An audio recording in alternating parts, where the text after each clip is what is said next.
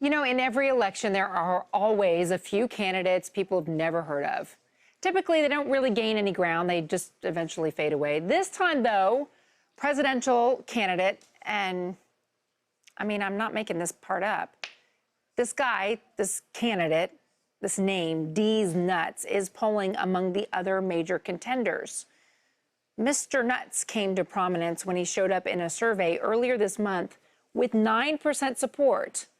Not only is Deez Nuts appearing in polls, he's also has a platform and is outlining for ballot access in every state on his website. Nuts declared himself an independent in his FEC paperwork, but his website says he would consider running for nomination from any of a wide number of parties. Would President Obama be eligible for heaven in the event of the rapture? Should hipsters face a special tax for being annoying? Could Ted Cruz be the Zodiac Killer? These are just a few of the polling questions asked in past election cycles. In 2012, public policy polling began a sneaky service across the United States. Their deceptively bland name disarmed likely voters in the 2012 presidential race between Barack Obama or Mitt Romney. They asked questions like, "Do you believe Obama is Muslim?" for Mississippi and Alabama residents. This infuriated the Republican Party establishment, believing the PPP was making a mockery of their base. What surprised them was the result. The majority of Republican voters in those states did believe Obama was Muslim. Other questions PPP asked were, if God exists, do you approve of its performance? In Michigan, are the trees the right height? And would you vote for Charlie Sheen as a political candidate? Time and time again, other pollsters scoffed at the questions but were baffled at the results. Public policy polling ended up predicting all 50 out of 50 state elections correctly. 10 years later, what they foreshadowed is best summed up as the increasing misinformation, power of sensationalism, and the absurd confidence of the American voter. They understood how to curb democracy.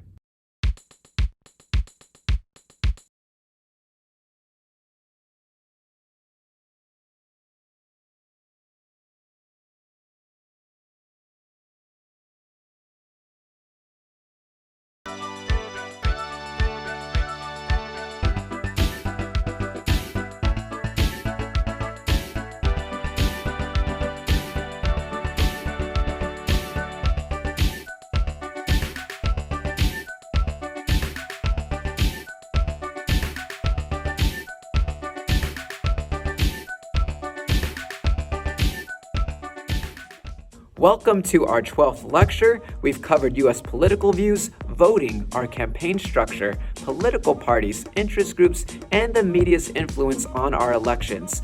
Now, while there have been plenty of advancements in terms of who gets their voice heard, especially looking back 200 years, this lecture is dedicated to how your voice might be heard, as well as a few mechanisms that could amplify your voice or turn it into a careless whisper. Today, we'll be looking at polling, gerrymandering, midterms, and one more time with feeling, the Electoral College. A lot of topics, intentionally or not, curb our democracy in the United States. They water down the people's opinion through very sneaky ways. But in order to prevent your vote from reaching its full potential, the government is still curious about what your opinion is and how to support that opinion or manipulate it. So we first and foremost learn about your thoughts on political issues through public opinion polls. These are conducted through interviews or surveys with samples of citizens that are used to estimate the feelings and beliefs of the entire population. To keep it simple, it's meant to understand patterns of public wants. They get the people's opinions about stuff to predict more stuff. But conducting this can be faulty, and reporting on polling can be even more faulty. Think of it as a Jenga tower, ready to tip over any second.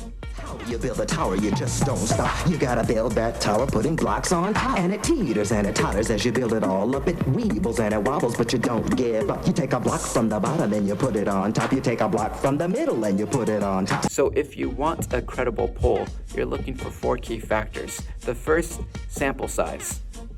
A good sample size is 10% of the defined population.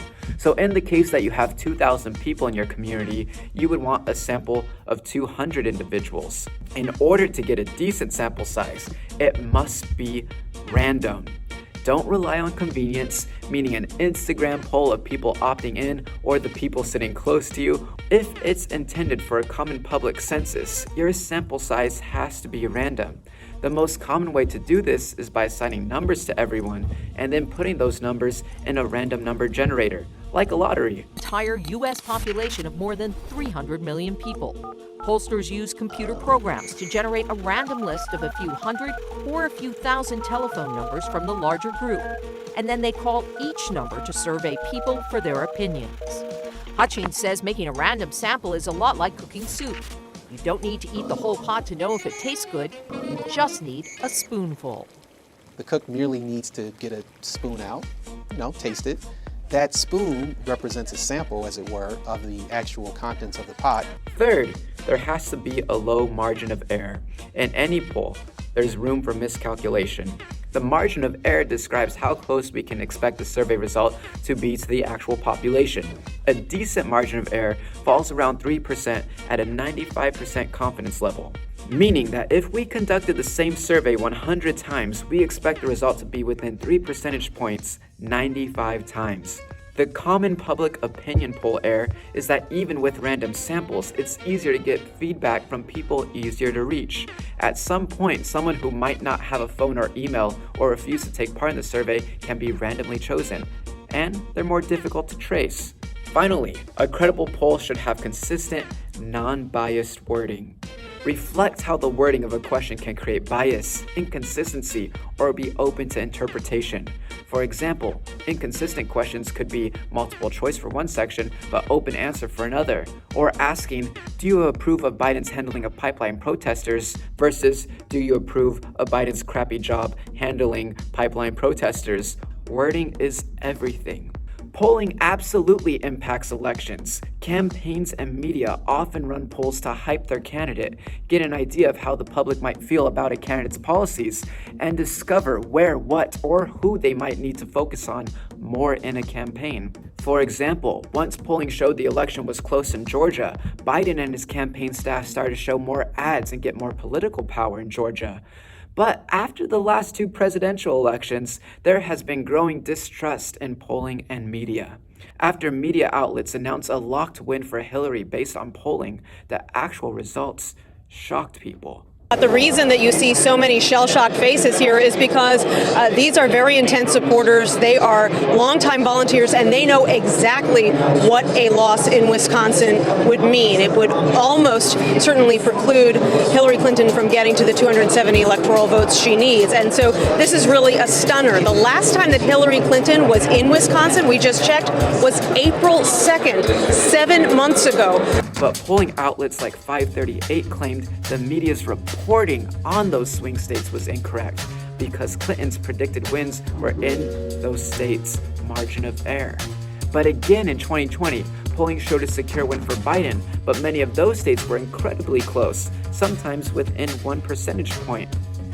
The consensus is while polling can be useful for public opinions on policy, they are less credible when trying to predict on who would win an election. Democracy is a fickle beast, and it is made even more fickle when trying to predict how people will vote. And while creating strict ID laws is one way to prevent people from voting, another hurdle to overcome is how your vote is counted. So let's talk about gerrymandering. For a bit of context, every state is split up into districts. These districts can be split up by cities or counties, or pockets and groups of individuals in a state that should be more or less the same amount of people within every district. The more populated your state is, the more districts you have. So California has 53 districts, while Delaware only has 1. Then we have people in government representing every district. So you have Nancy Pelosi representing California's 12th district and Jackie Speer from California's 14th, and so on. The bigger dilemma and debate is how these districts are created. Congressional districts are geographic voting areas represented by a single member of Congress. Gerrymandering happens when a political party in charge carefully slices up voting districts so that the representatives they want to win. To gerrymander means to draw district lines in such a twisted way to only favor one political party. The practice is named for Massachusetts politician and founding father you've likely never heard of, Elbridge Gerry. In 1810, at age 65, Gerry was elected governor of Massachusetts. Around this time, the United States was edging toward war with Great Britain. Concerned that Federalists might betray the country, Gerry's party decided to find ways to replace every possible Federalist in office with a Democratic Republican.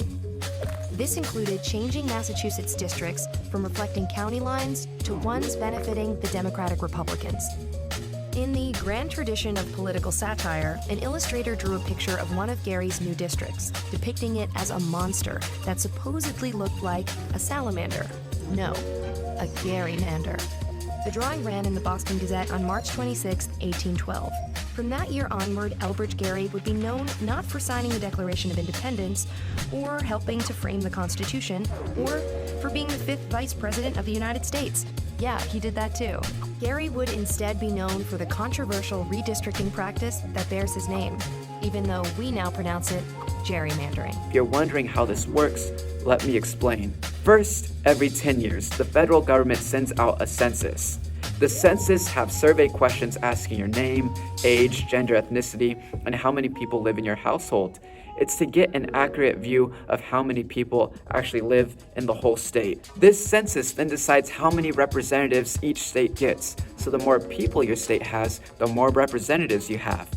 But at the same time, whoever is in charge on a state government level gets to then draw the district lines of your state. Meaning every 10 years, whatever political party is in control of your state legislature, they draw the district lines. And if you want your political party to have more power on a federal level, you're going to want to draw those district lines to favor your political party. How do you do that? Say you're a Democrat and you have 4 districts within your state. And registered voters in your state are basically split 50% Republican and 50% Democrat. Now, ideally, you would then have 2 Republicans and 2 Democratic representatives. But if you're in a gerrymandered district, your state could have 3 Democrats and 1 Republican, or 4 Democrats and no Republicans at all. How? Democrats would look at a map and see where those voters reside. Then you try to pack together most Republican voters in single districts while splitting and shaping Democratic voters in more districts. That way, whoever comes out to vote, based at least on who is registered, you would then give the Democratic Party more power.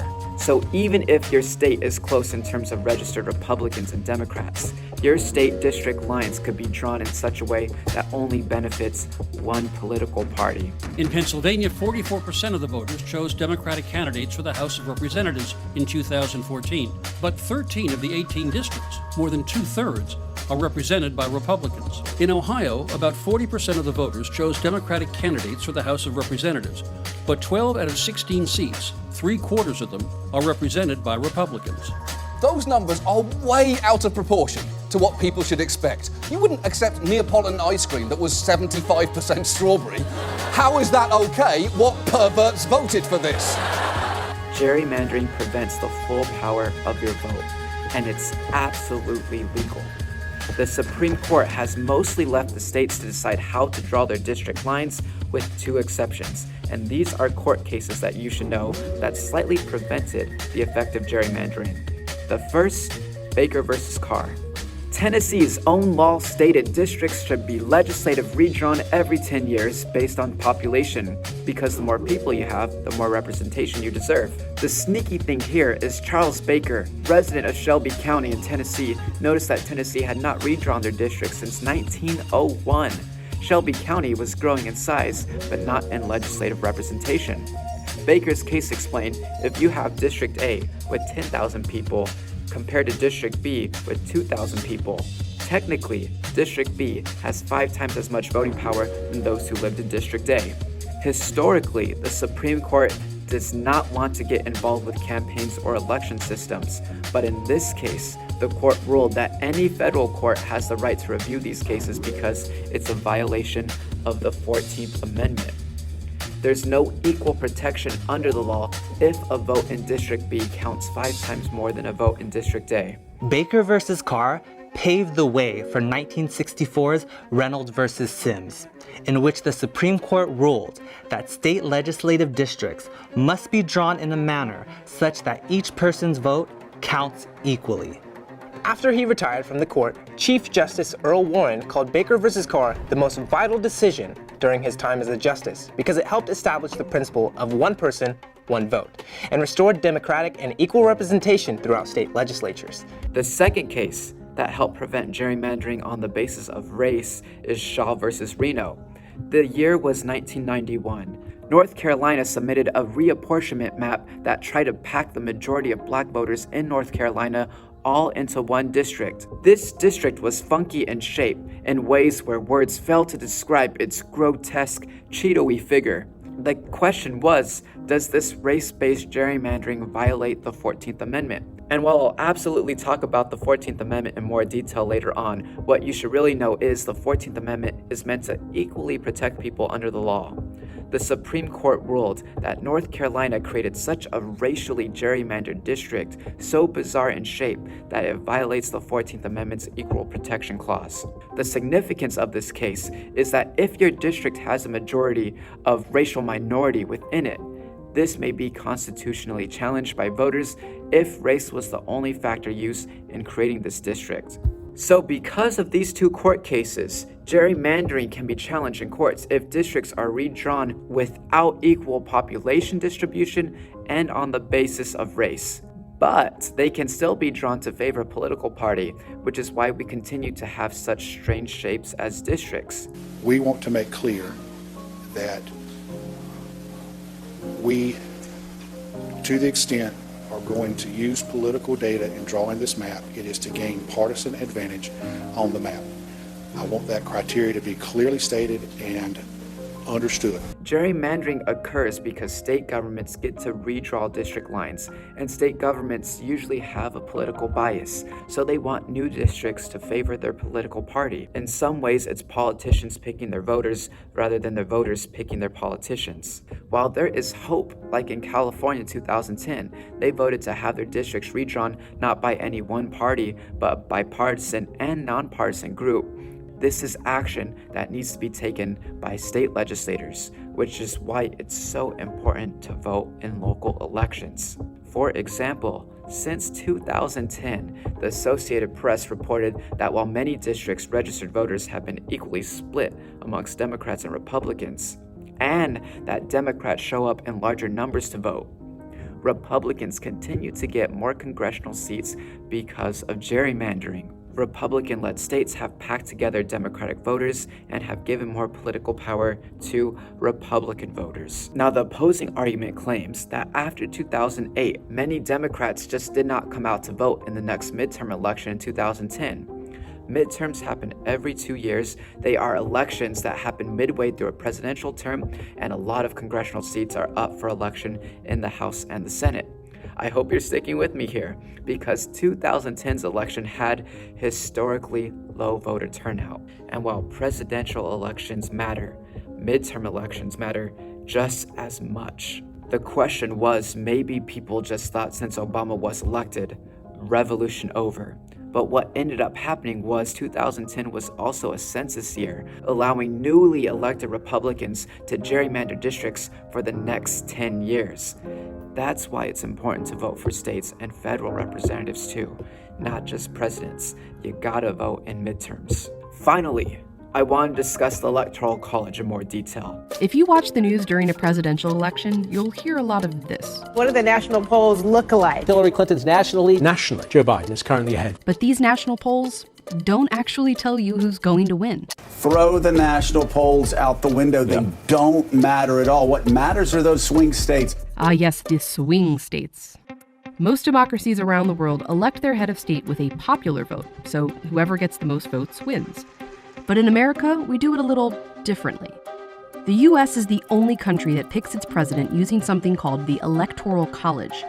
I want to quickly point out the Electoral College only applies for electing a president. We do not use the Electoral College for people in the House of Representatives or the Senate. The Electoral College, one more time with feeling, is only for the president. And if you're running for president, congratulations. You won your party primary, you were celebrated at your national convention, only 10% of your soul has died so far, so what's next? The general election. On election day, each state's popular vote determines how many electoral votes each candidate receives. Remember, it's a winner-take-all system, so in the case of Trump, even if you lost Georgia by 1%, all of Georgia's electoral votes go to Joe Biden. If you're wondering, hey, how many electoral votes is my state worth? For every state, it's the number of representatives plus the number of senators. So the states with more people have more representatives, therefore more electoral votes. In the Electoral College, a state gets the same number of delegates as their congressional representatives, plus 2 for each senator. So Texas has 38 electoral votes, Vermont has 3.